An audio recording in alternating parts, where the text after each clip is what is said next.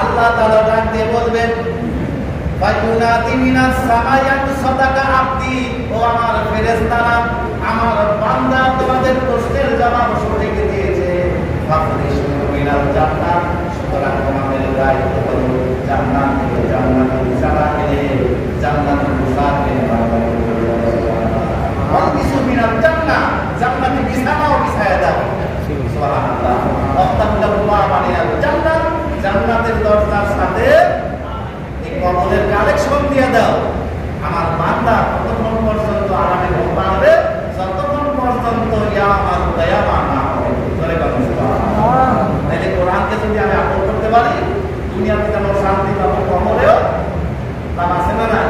আমার হাসরের ময়দানে এই কোরআন বলবে, ইয়াজিবুল কোরআন, কোরআন বলবে আল্লাহ আমি তোমার বান্দার এই বান্দার পক্ষে আছি, তুমি তার সম্মান বাড়ায় দাও যেমন করে দুনিয়াতে তার সম্মান বাড়িয়েছে। যে ব্যক্তি নামাজি তার সম্মান আছে না নাই? যে ব্যক্তি দাড়ি রাখে সম্মান আছে না নাই? নামাজ পড়ে দাড়ি রাখে, রাস্তাঘাটে যখন বের হয় মানুষেরা তাকে সালাম দেয় কি দেয় না? আপনি ধরেন আলেম হতে পারেন নাই, কিন্তু একটা জুব্বা পরেছেন, এমন দাড়ি রেখেছেন, 5 ওয়াক্ত নামাজ পড়ে যখন রাস্তায় বাইর হবে সালাম আছে না নাই? কিন্তু আমি বড় একজন আলেম, মানুষ আমাকে চিনে না, কিন্তু আমি ক্লিন শেপ দিলাম, কিসে বিশাল বড় হাফেজ, ক্লিন শেপ দিলাম, রাস্তাটা বাইর দিলাম, আপনার সাথে বলেন তো সালাম আপনি পাবেন আমি পাবো?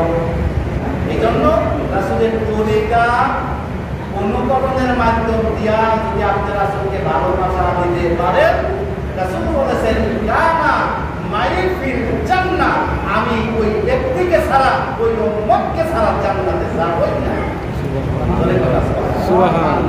যারা আল্লাহ পাকের কোরআন থেকে গাফিল, দুনিয়া সব শিক্ষায় শিক্ষিত হইল, সব বুঝলো, সব দুনিয়াতে যত শিক্ষা আছে সেই পড়াশোনা বাংলাদেশ করতে করতে বিদেশেও গেছে গা, কিন্তু আল্লাহ কোরআন কি বলেছে জানা সেটা বলে নাই। কোরআন থেকে গাফিল এই ব্যক্তির সম্পর্কে আল্লাহ তাআলা বলেছেন উলাইকা মাওয়াহুমুন নার, এই ব্যক্তি জাহান্নামের অধিবাসী। চলে গেল না বুঝুন।